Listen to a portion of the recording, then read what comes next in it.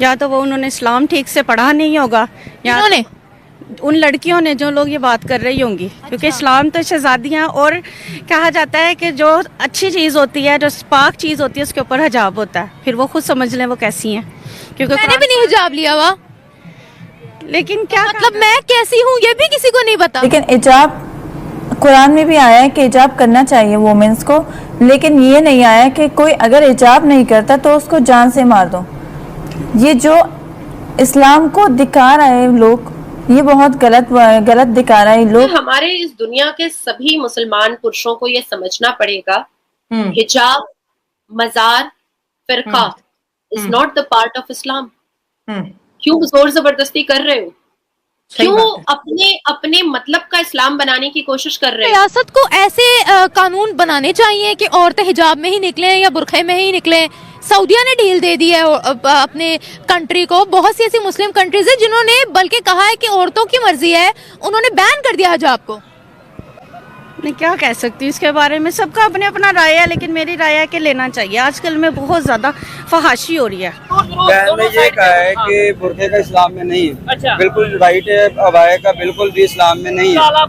काला बुरखा नहीं, सिर्फ एक पर्दे का बोला गया है। लेकिन अगर आप अबाया पहनते हैं वो एक अफजल है। अच्छा ठीक है, अगर आप पहन लेते हैं ठीक है, नहीं पहनते तो कोई मसला नहीं। मुझे लगता है कि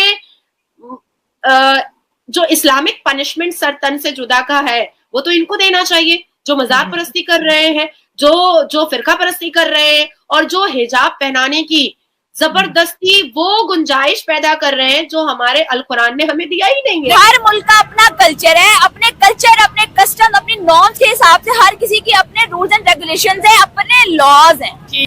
लेकिन हिजाब लेना चाहिए जब हमारे इस्लाम में जोर दिया गया है इस चीज का। इस्लाम में बहुत सी चीजों पर जोर दिया गया है, लेकिन जितना हम कर सकते हैं हमें उतना तो करना चाहिए ना, क्योंकि इसका जवाब हर एक ने अपने तौर पे देना है। मैं आपका जवाब नहीं दूंगी, आप मेरा जवाब नहीं देंगी, लेकिन अगर आप खुद नहीं कर सकते, आप किसी और को कैसे मोटिवेट कर सकते हैं कि आप ये ना करें, आप ये ना करें। मैं तो किसी को जज नहीं करती, मैं मेरे मुताबिक तो हर किसी की अपनी मर्जी है। आपको हिजाब लेना है लो, नहीं लेना भाई आपकी मर्जी, आपने अल्लाह को जवाब देना है। लेकिन ऐसे एहतजाज करके दूसरों को भी अपनी बातों में रागिब करना, क्योंकि नेकी पे कोई आए या ना आए, लेकिन अगर आप किसी और को मोटिवेट कर रहे हैं बुराई के लिए तो वो फौरन फॉलो करते हैं, फौरन पिक करते हैं। उनमें अपना दिमाग नहीं होता। अब देखा जाए तो नहीं होता ज्यादातर। अच्छा, सारे दिमाग के बगैर हैं औरतें?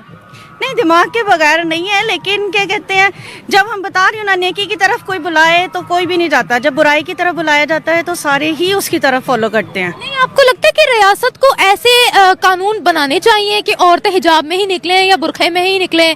सऊदिया ने ढील दे दी है अपने कंट्री को। बहुत सी ऐसी मुस्लिम कंट्रीज है जिन्होंने बल्कि कहा है कि औरतों की मर्जी है, उन्होंने बैन कर दिया हिजाब को।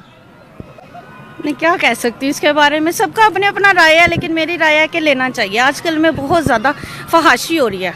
ये जना क्यों लड़के एक तरफ एक लड़कियों की तरफ खींचे चले जाते हैं, अपना आप शो करवाती हैं तो लड़के उनकी तरफ जाते हैं ना। अच्छा, मतलब लड़कों को भी नजर का पर्दा है, वो आपकी नजर में मैटर नहीं करता है? अगर औरत जरा से बाल खोल लेगी या फिर वो दुपट्टा नहीं लेगी तो ये जरूरी है कि उसको आकर लड़के छेड़े? जब लड़कियां अपना आप खुद दिखा रही हैं तो कैसे नहीं कोई देखेगा। आप लड़की को किस चीज से कंसीडर कर रही हैं? गुड़ की डली से? जब एक चीज खुली पड़ी है तो इंसान खाएगा तो सही ना। अच्छा, वो इंसान भूखा होगा तो खाएगा ना, मतलब आप में बर्दाश्त वाला एलिमेंट नहीं है। अल्लाह ताला ने हमें अशरफुल मखलूकात बनाया है, लेकिन फिर भी हम अपने आप को अपने आप को भूखा नंगा बता रहे हैं कि हमारे सामने कोई भी चीज आएगी तो हम कुत्ते की तरह उसको झपट लेंगे।